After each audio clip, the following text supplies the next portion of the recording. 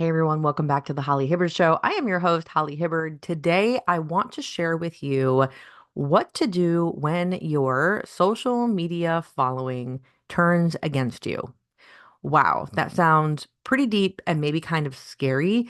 And if you are listening to the show and you are only a social media user for friends and family and connections, great. You can absolutely have people turn against you on your platform. But more importantly, we're here to talk about your ability to grow your audience, attract great clients to your business and the service that you provide. And as your audience grows, you are going to have people comment, respond with your emails. They'll unsubscribe. Sometimes people say things that are pretty rude. And how do we handle that? So let me start with the bad news, I guess. The bad news is that when you put yourself out there, that is the only way to learn how to work through those moments. You really have to learn how you're going to respond in real time. Because when someone in your audience turns against you or has something negative to say about you, you're going to have whatever emotions or thoughts or feelings you have. We can't really predict that until it happens. So, in the moment, the bad news is that's the only time you can really learn how you're going to respond or react when you feel like they're going against you or against your knowledge or what you have to share.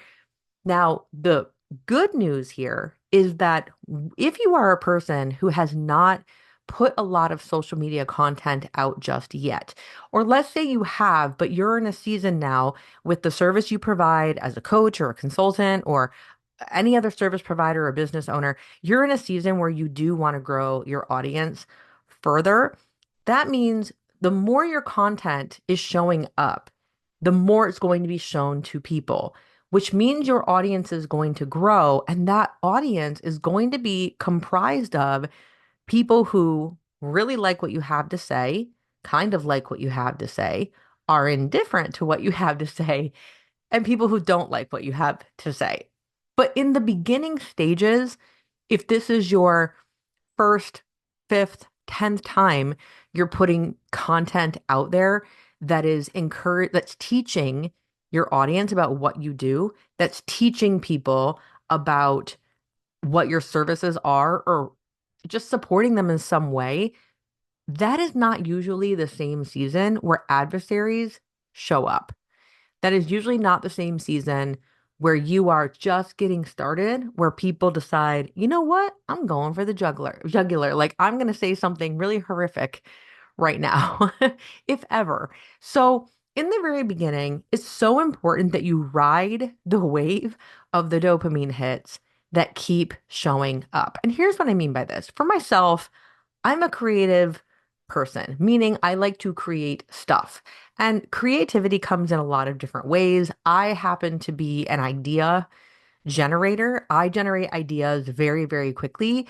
And my gift is as a teacher. So a lot of what I'm teaching through my show and my social media content is what to do with all those ideas. So I'm breaking down the process for my audience. So my version of creativity looks like that. Your version of creativity might be in the actual type of content that you create.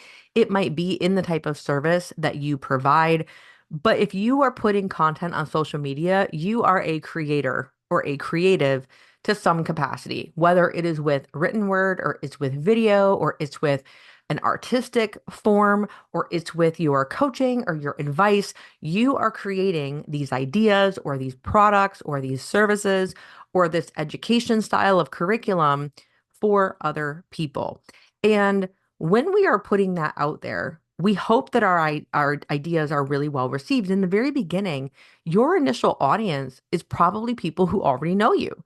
They're people who are your friends, your family, even close or semi-close acquaintances. They're people who are already your clients, past or previous or current. And that bodes well because that means that as soon as you start getting consistency with your social media content, that audience, your, let's say, your warm audience, they're going to like your stuff. They're going to reflect if they enjoy it in some way. They're going to open the emails that you send them. They're going to like or comment or subscribe to the things that you are putting out there into the digital space. And what that creates is a moment of joy. It creates a dopamine hit, a little hit of that feel good chemical in your body of, I did it. It's working. They're here. And what's fun about that is that can last quite a long time. There's a reason we call it validation for a reason. People are validating that, wow, I liked this idea. I do want to learn more. People are validating, wow, I never thought about that particular service coming from this perspective or this lens. That's so cool. I want to learn more about that. So you will initially, with your warm audience, get a lot of that. And again, it's not common that your adversaries or people that you disagree with, or that rather disagree with you, it's not common that they show up right from the beginning. So it's important that when you're getting started, you really place your focus on what is working. Wow, I emailed 50 people and 10 people opened the email, right?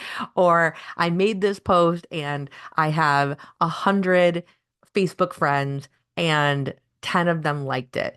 And just start watching that people are responding, period, in some sort of positive way. That's going to help to boost your sense of confidence in the way that you present your content and also the content itself.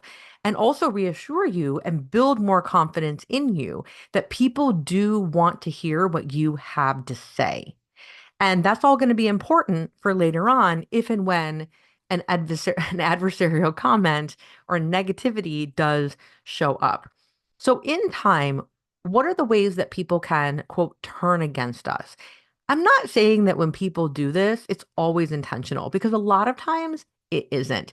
For example, if you have an email list, which you should, by the way, if you do not and you need help with that, leave me a comment on the show because I want to know if you need help with your email list.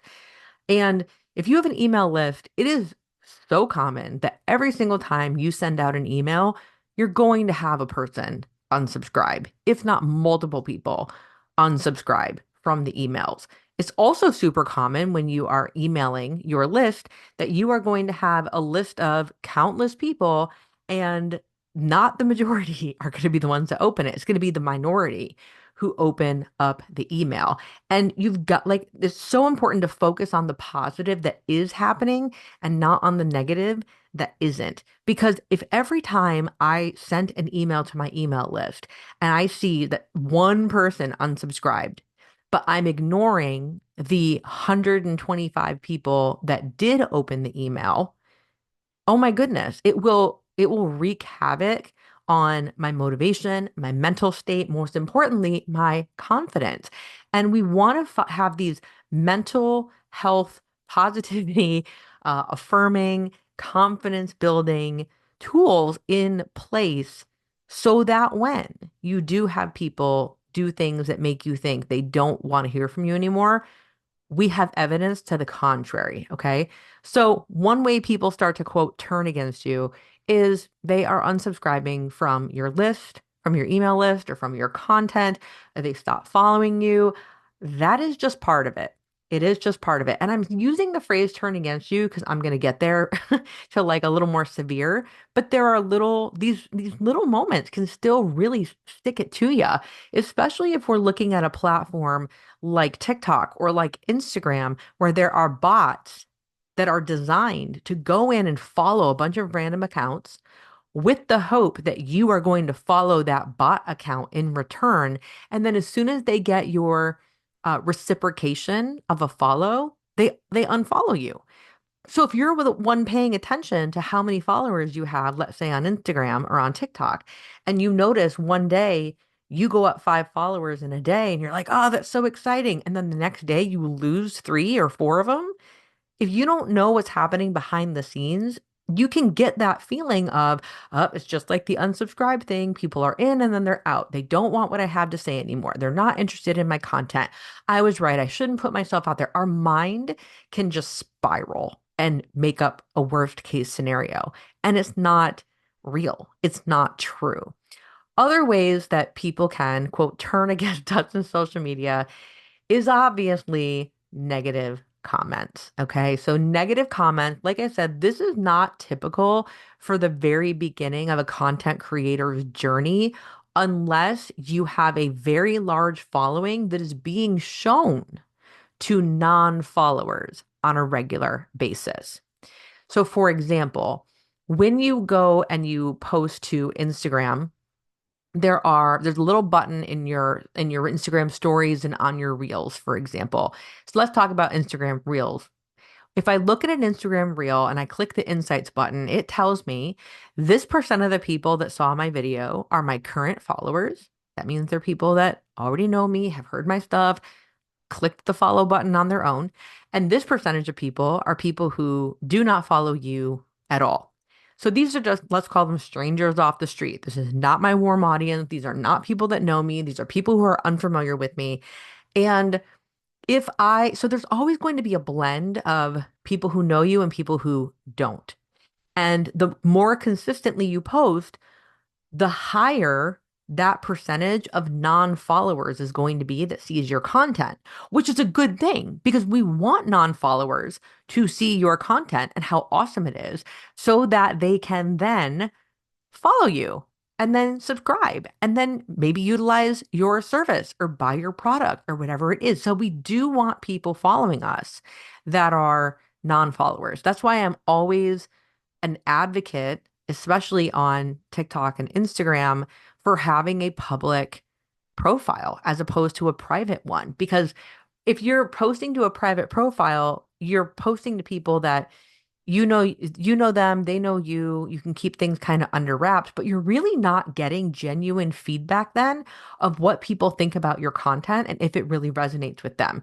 Because family and friends, if they're given the chance to like something and they actually do, they're going to do it. They're typically not the ones that are going to be commenting the negative stuff. So we've got to keep our stuff public and know that those non-followers are going to come in. The larger your audience grows, and with the algorithm, the more people that get shown your content that aren't your followers currently, again, that's a good thing. But it does bring the higher, let's say, risk of somebody commenting something that just seems off or rude. And to be honest with you, I have a couple stories here. Okay. I'm trying to think if I want to talk about that now. No, I'll just lay out this story. So when I first started my business in 2013, 2014, I hired a business coach. And oh my goodness, like YouTube was barely a thing. Facebook was a thing, but it was still, I mean, it wasn't what it is today in 2024. But my business coach had me create like a three-part video series that I was going to let people sign up for my email list, and I'll send you this free video series on how to live your best life. This is well before we were using phones to record everything. I went all out to make this thing. And I remember starting my email list and I'm putting this offer out there and saying you can sign up to catch this free course. I put so much time into like putting it on a website and so many unnecessary things, but I was new and this is what I did when I was new. Spent a lot of time on it, a lot of energy. And I remember within 1 week of my video course being out there, it was like tips to live your best life. It was all like super positive and very bumper sticker wisdom, right? I got an email on like or an email or a comment on the video that I had created on one of the three. And the person said in this comment, this isn't like you are not, I remember the words, you are not inspiring at all. This is going to help nobody. This is so ridiculous. But I remember distinctly the words, you are not inspiring at all. People, I think I had I don't even know if I had to guess. I probably had like 15 people on my email list. I mean, narrow it down, right? And I was so crushed by that comment. You are so not inspiring at all. And I thought, how did this person know my deepest wound to like push that button? That's so random. Out of all the people in the world, somebody watched this video and that was their first thought. And they thought to comment or send me an email back and tell me that. And it really crushed my confidence. It took me out. I mean, it just took me out. I don't think I never made any other content after that until many, many years later. And I let it get to me. I really let it get to me. And I bring this up because I did some detective work, which wasn't that hard. And it turned out that the sender of the email was someone that I used to work with. And they no longer liked me or were friends with me. And they created an email account that belonged to their deceased sister. That's how I recognized the email. Because I saw the name and I'm like, wait a minute, I think that's like my former colleague's sister's name who's no longer with us. And that person went to great lengths to make sure that I was told that I am not inspiring. And unfortunately, it worked. It put a number in my mind of like, okay, maybe I don't have what it takes. So I share that because that is a very extreme example of someone going out of their way to be your adversary and turn against you. And Lord knows what else she was telling people or spreading rumors about me, or I don't know. It doesn't matter. Okay. It doesn't matter at this point. But in today's day and age, it ain't that deep. Okay.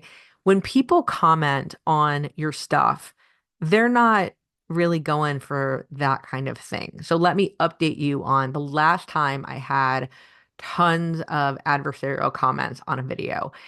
In 2020, I created a TikTok account. I was invited to a program or I applied to a program to be a TikTok, like an educator on TikTok, like to teach about a topic. So I went on TikTok, created an account, and I was teaching about relationships. And my account was growing pretty quickly, like quick, quick, quick, quick, quick, quick, quick. And what ended up happening is I had a video that went viral, like actually viral. And I think to this day, it landed at like 950,000 views. To my knowledge, it still never hit a million views, but it was pretty darn close. Now, what's beautiful about this is I had thousands of comments on this TikTok video, thousands. And I also gained thousands of followers. The majority of the comments were protect this woman at all costs.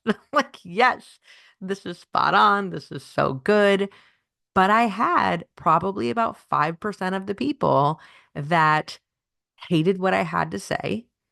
And based on the topic and being relationship based, a lot of it was from a wounded perspective. They've been through hell. I get that. But then you also had another 5% that didn't comment about the content at all. They commented on my speech impediment. They're like, you have a lisp. You sound like this character from this cartoon. I can't even remember. And they're just knocking me for what I look like, what I sound like. Um, like, and then you've got the people commenting on the content. So in that was tough. And that was something that I didn't even have to experience until I had something that went that big. And I've never had something go that big since. And that was like 3 or 4 years ago at this point. So the things we worry about people coming for us in the comments, it's never going to be what you think. It wasn't people shredding me for the content itself, or even that didn't really bother me that people disagreed with the content because that's par for the course. You put yourself out there, you know people are going to disagree to some extent. But when people are making personal attacks against like what I sound like and I'm just so I started getting snarky. I'm like, yeah, I have a hearing defect that I've had since I was a baby. And I do have a small lisp, especially when I get really excited and I talk really loudly, or not loudly, but quickly. And then, of course, I would put that in the comment and I'd copy and paste the comment to all the people that would say the same thing. And they're like, "Oh, sorry, dog. Sorry, bro. Didn't mean that. Didn't know." And that's true. That is absolutely true. There is a certain pitch I cannot hear. I've been lived this way my whole life. Hearing deficiency goes in my family. So if you ever wondered how I'm professional speaker and good at this, but I sound like what I sound like. Some people really like it. Some people think I got my tongue pierced. That's another comment that I get all the time. Is your tongue pierced? No, it is not. I just have a speech impediment that I can correct if I choose to slow down, but I talk very quickly because I get very excited. I share all this with you so that you know that people are going to say stuff. They're going to say stuff that makes no sense. Very rarely are they going to go for the jugular. So I'm going to end this today with one final story and the final way that people can turn against you. And this is something that comes back to you. I have been blessed enough to start and host two massive Facebook groups in the last decade. And one of them, which I no longer have, grew to 6,000 women nationwide. A lot of them were located like East Coast because I've always lived in, Eastern time zone in the US. And with that Facebook group and I created another one that's like a local group to make friends, and that one has, 2,500 people. And those are stories for a different day. And I've told them in other episodes in other places and in my long form videos in different places. But I want to talk about that 6,000 member group. The name of the group, at one point in my life, it really resonated with me. The values of it really resonated for me. I created a group, I created an online community where I wanted to give women a place to talk openly about things that were important to them and that they could feel safe in having these conversations, a place where it was no judgment, no pitching, no spammy stuff. Like I truly wanted a community in the digital space. And I would show up to that group and I would put content in that group. I would share my thoughts, my ideas, like I said, anything I felt creative about. I would quiz them on things. I would do videos. And as a result of that, and I would most importantly, I would encourage the women in that group to do the same. So it wasn't just a Holly show, right? And it grew. And then people invited their friends, and then it grew again, and it grew again, and it grew, and it grew very, very big.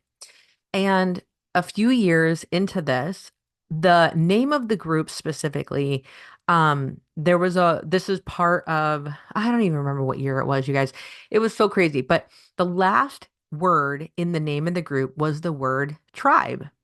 And in the past 4 or 5 years here, we are becoming more aware of certain words in the vocabulary, in the certain words that we use that are deemed inappropriate by different cultures and different populations, and for very good reason. When you know better, you do better, right? So I didn't know that this word, I didn't understand at the time that tribe was controversial to some people of some cultures and yeah, from different places around the world, different countries. And I had a very large group and a very diverse group at that. And there was a member who was incredibly upset that I had this word in the title of my group. And the group was very divided because no one else had ever said anything about this word being controversial or inappropriate. And instead of this member of my Facebook group coming directly to me and having a conversation and saying, "Hey, did you know that's not really okay to use that word? And here's why. And I wanted to let you know." She didn't do that. What she did is she went into the group and put me on blast in front of everybody and called me all sorts of things from inauthentic to I claim I care so much about people, but yet I do this. I mean, really slammed my character in my home. Like the way they think about a Facebook group, like this is a living room. You just came into my living room and like pooped on the floor in the middle of the room and then said to me, haha, clean it up. Like, and that was so hard. That was so difficult. And I think that of everything I ever went through in terms of where people could quote turn against me, I think that one hurt the most because I was not directly approached. And it just really felt terrible. I removed the word from the name of the group, and then I was called out for being fake because I was only doing it because somebody made me. But no, it's like I couldn't win no matter what. This person was determined to dislike me no matter what my choices were. And then it divided my group because half of the group saw the perspective of this woman, as did I. Like I agreed with her perspective. I had no fight against it. It was just I pled ignorant because I honestly didn't know. And I was willing to shift it, correct it, address it, whatever it was. But what I wasn't okay with was her slamming my character as a person, as if this was an intentionally hurtful thing that I did. And I was so upset by this entire occurrence. And the group became divided because half of the people, not half, but there were a large number of people in the group that said, leave the word, leave it. Why are you succumbing to this one person? And some of that dialogue was like very hateful toward this woman. And I'm like, okay, we're not doing that. I don't do that here. Why are you all now like turning your back against her and being rude to her? It was just, I was not okay with that either. Because again, this was a community I built online. This was like a home for me, a living room for me. And I'm like, I'm not okay with people treating people this way. And then I had another small portion who agreed with this woman and also was like, we're out of here. We're leaving this. Holly's a fake. Holly doesn't care about people. Holly, and it's just like none of it was true. But I couldn't stop that. So those people left the group and I was totally okay with that. Um, but it tainted it. And a couple years after that, my personal values changed, where like the context of the group was very much based in like spiritual new age movement.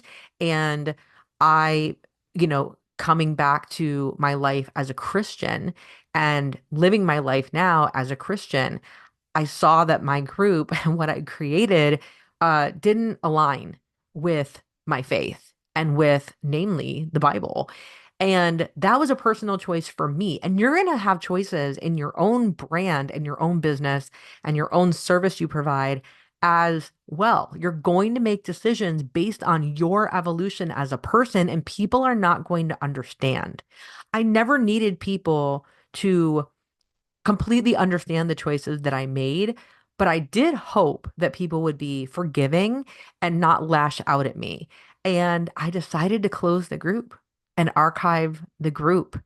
And I think emotionally it had just taken so much of a toll on me toward the end after the whole like whatever. And because it was a we're here to be friends and make relationships and share about like our like I don't know what's the word I want to use, like the insides of our life and have these intimate conversations. Like that was the nature of the group, and it also invited a lot of people in who were not working on their own healing, I guess.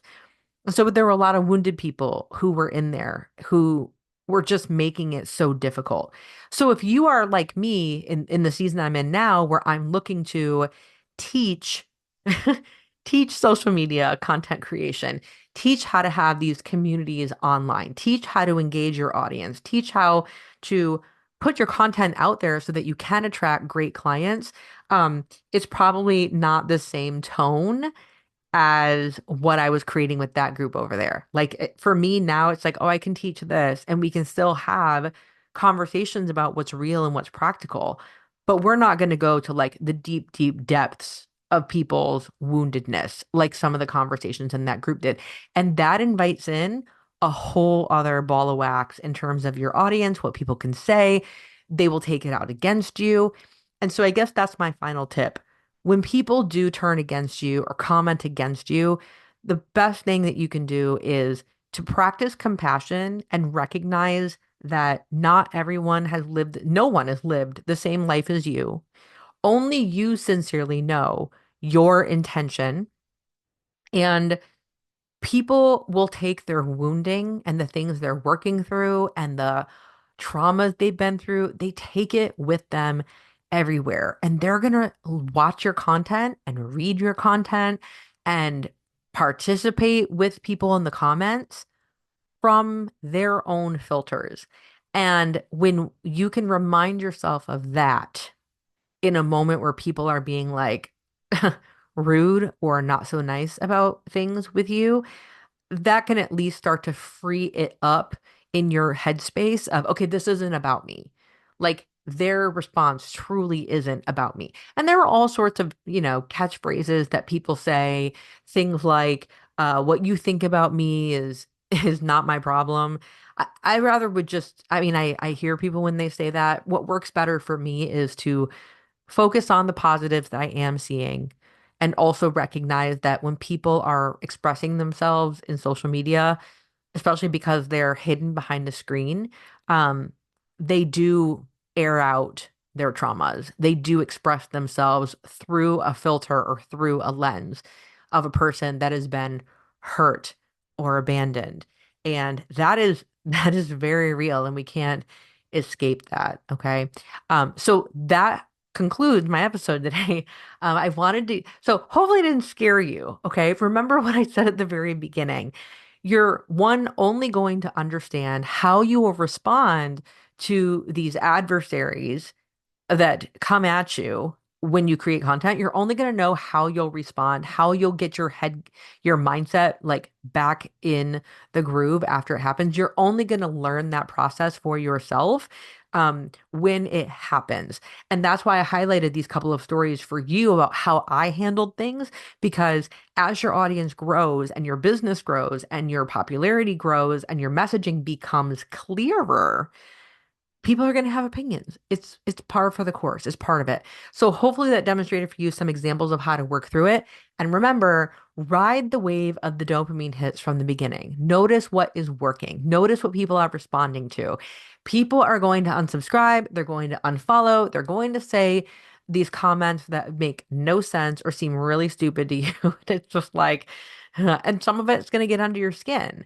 But that usually doesn't come until you have like a lot of people later on, or you say something really controversial off the bat. And I don't know that any of you are going for the super controversy like right now. But if you are, just be forewarned that people will absolutely do that. So I hope this was supportive for you. Thank you so much for listening. Until next time, I will talk to you next time, and I love you and I mean it. Bye.